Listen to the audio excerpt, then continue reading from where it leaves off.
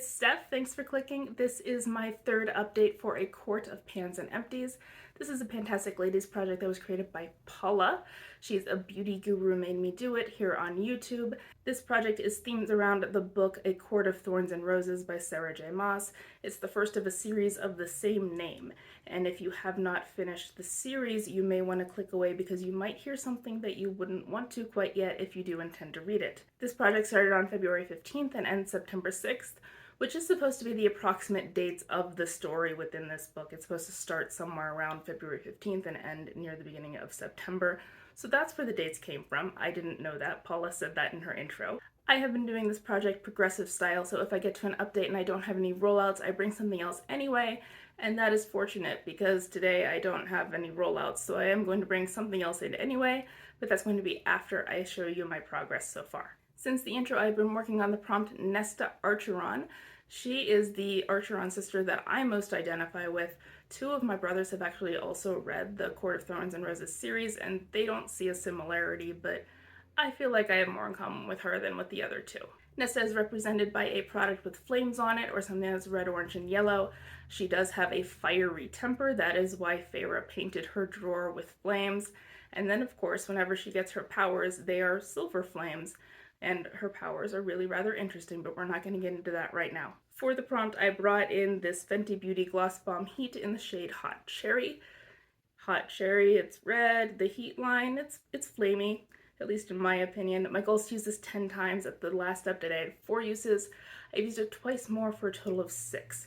And the second of those 2 times is right now. This is what's on my lips, and I don't have anything else under it. So this is the color that it gives me whenever I don't have anything else to mix with it. So as you can see, it is red, but it's not bold red. It is still pretty wearable. So I do like it for that reason. It does have a warm, tingly feeling, not like a peppermint one, but more like a cinnamon one. And so if that bothers you, you wouldn't like the heat line, but I'm okay with it, even though I don't think I would buy another one from the heat line. Also, since the intro, I was working on Amarantha, and she is a vampy lip product. She has very pronounced red lips. Feyre seems to be very focused on her red lips, on her pale face. That kind of matches her red hair. My vampy product isn't red though. This is the Beauty Crop PBJ Smoothie Stick Creamy Lip Crayon in the shade Guava Nice Day. It's more of a berry color. I do really like this color. Even though it is kind of bold, I do find it flattering on me, so I enjoy wearing it. I have worn it twice over the last month. That takes me from 3 uses to 5, so I'm halfway to my goal of 10. I'll get them eventually, and so Amarantha is still going to be hanging out in this project. Also in here, since the intro is Spring Court, in the Spring Court it is always magically spring, so it is a pastel product because we wear pastels in the springtime. I picked this NatureLab Perfect Repair Treatment Mask. It is a pastel green. My goal is to finish it. There's my marks on the side, and so by that trend, I should be finishing this in either 1 or 2 months.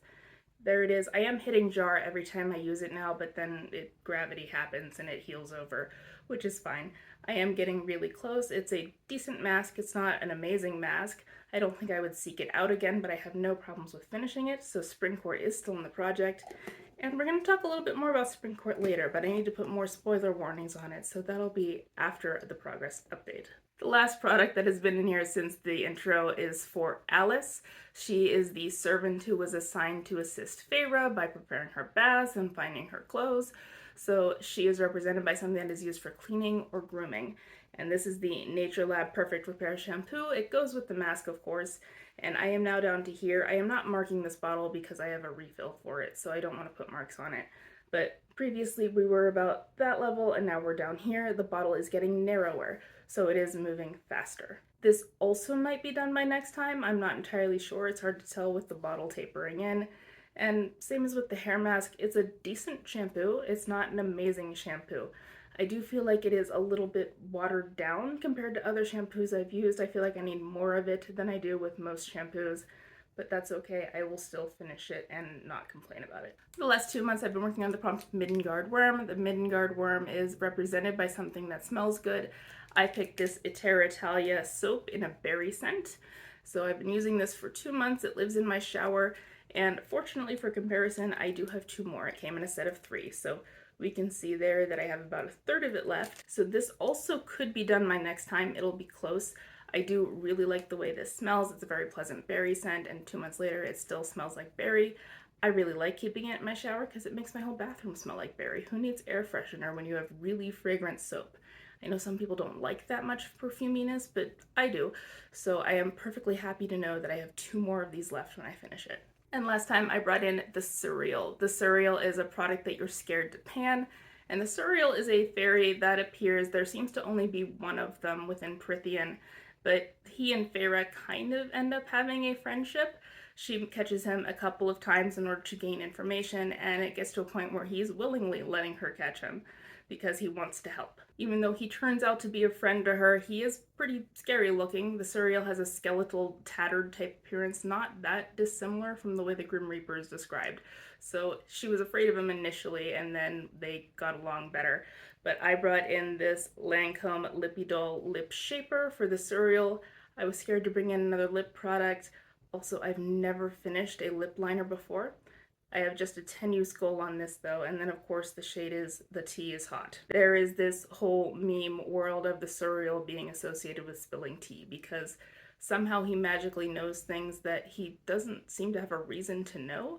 I think it's some kind of magic, but once he's caught, he cannot lie, and he seems to know things that have not happened yet somehow. So that's some interesting magic that I wish we knew more about, and I don't know if there's more cereals somewhere in the Mossverse or not. That's yet to be seen. But I have only used this once, so not a great start on the cereal. I kind of expected that though. The one time I used it with that Gloss Bomb Heat over top of it. So they were both used together. It is a nice color, but I just don't use lip liners all that often, but I'll see if I can use it 9 more times. So those were the 6 products I was working on over the last month, and it is going to go up to 7 because I am bringing in the next one that I randomized. Tiny Decision told me that next is Feyre. Feyre is a resurrection product because at the end of the book she does come back to life after being killed by Amarantha. The High Lords band together and they use their magic to bring her back as Fae. The resurrection product I'm bringing in was in a project almost all of last year with a goal to finish, and it still isn't done. And I'm going to now finish it for Feyre in this project. This is a black eyeliner that I don't know the name of or the brand of because there's nothing left of it, essentially. I will not be able to sharpen this again. I have sharpened it by gripping it with pliers, and I will not get another sharpen out of it. But my goal is to finish this for Feyre. So there's my update. I have 3 products that I might finish, but I'm not confident about any of them. The first is the hair mask for Springcourt, second is the shampoo for Alice, and third is the soap for Middengard Worm. So we'll see if I actually finish any of those. So there is my project update, and I did say that I wanted to talk a little bit about Springcourt. Over the last month, I did reread A Court of Thorns and Roses, just the first book, not the whole series, and I read something that I had kind of forgotten about that Lucian said, and it relates to Springcourt, and I wanted to run it by you and see what you thought about it. However, in order to discuss this, I need to put another spoiler warning on it. If you have not read all of A Court of Thorns and Roses, the series, all of Throne of Glass, the series, and all of Crescent City, the series, you should probably go away now. That is what I said. If you have not read the entire Mossverse, then you do not want to listen to what I have to say about Springcourt. So you guys can have a nice month, and I will see you next time. In case you haven't guessed, the reason that I have sent off the people who haven't read Crescent City is because we're going to talk about Calanmai. And yeah, we're going to get into how it tied into Crescent City, but first I'm just going to read this part from A Court of Thorns and Roses about what Lucian tells Feyre, because this is something that I hadn't really remembered. Lucian is explaining that Calanmai is the magical ritual that is used to replenish the land, replenish the magic of the land so that they can still be successful in Springcourt and be able to have crops and so forth. Lucian says, "We do this by conducting the Great Rite. Each of the 7 High Lords of Prithian performs this every year, since their magic comes from the earth and returns to it at the end. It's a give and take." So I think we can guess that he doesn't mean that all of the High Lords perform a Calanmai each year, since we are told that the Calanmai celebration is central to Springcourt. There are fairies who come from all of the other courts just for Calanmai. So Calanmai is simply Springcourt's great rite. Later on it is mentioned that the summer solstice celebration is a huge thing in the summer court, which makes sense, and that's presumably Summercourt's great rite. But in this particular case, they were staying in Springcourt since Amarantha was ruling the rest of Prithian at the time. Something that I find interesting, though, is that throughout the rest of the ACOTAR series, we never see Rhysand performing a great rite, or Feyre. We know that that responsibility can be delegated, so maybe he's delegating it to Care, if I'm saying his name correctly, Mor's dad, however you say his name. If I had to guess, I would think the Great Rite might correspond with Starfall, since Starfall does seem to be more spectacular in Night Court than anywhere else in Prythian. At least that's what Rhys tells us. Rhys also tells us that Starfall is less dramatic each year, though I'm not sure that that's related to the Great Rite being performed or not. I think that might have something to do with the events in Crescent City involving Second Light, but we don't really know that yet. That's just a personal theory. What we do know for sure from the Crescent City series is that Midgard does celebrate Kalenmai, or at least some of the people who live there do. Lydia participated in it herself, that is how her twins were born, and she also tells us that this rite is connected back to her ancestor Brannon. And that's really interesting too, because Brannon was not from Midgard. He was also not known to have been in Prythian, to our knowledge. He was in Aurelia. It makes sense that the practice of Kalenmai would have to originate in Prythian, since it does have a magical purpose at the Spring Court. That is how they regenerate the magic of the land, so it makes sense that it would be from there. It probably is only practiced in Midgard as a tradition, which is what Lydia seems to think. That doesn't explain how Brannon knew about Kalenmai, but there are a lot of things that we don't know about Brannon at all. He existed in the ancient past of the story Throne of Glass, but they did know of him. But what they didn't know was anything about his younger years. They don't know where he came from. They just knew that he was an orphan and he kind of appeared on the streets one day. We also know that he was marked as being nameless, but we don't know who did that to him or why. Yeah, that particular word mark was what indicated that Aelin was fulfilling the prophecy, and it marked that she was his descendant, but we don't know who marked Brannon or what purpose that magically would have had for him. The other thing we don't know about Brannon is his animal form. In Aurelia, the Fae have one animal form that they can transform into. This is different from the Fae of Prythian.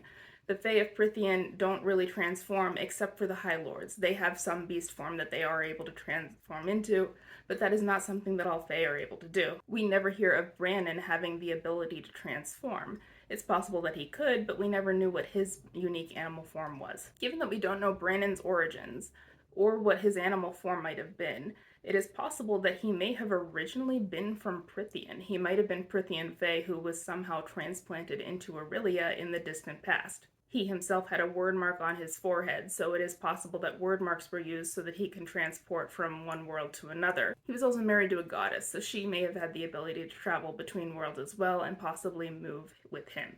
Since Kalenmai only serves a magical purpose in the Spring Court of Prythian, and somehow Brannon knew about it, he must have had some connection to Spring Court. There is actually other reason to believe that travel may have occurred between Prythian and Aurelia. In A Court of Mist and Fury, the Bone Carver tells us that he knew an ancient Fae warrior whose line survives in a human line.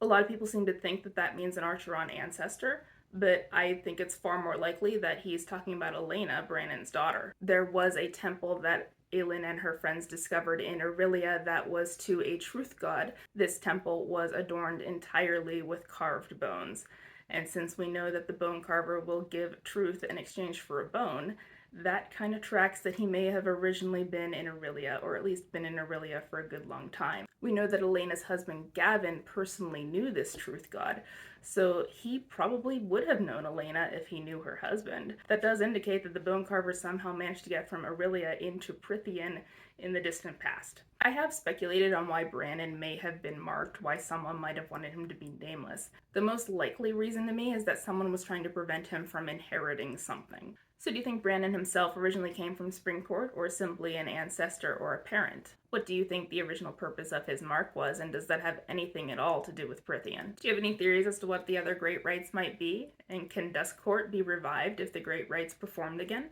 Let me know what you think, and I will see you next month. Bye.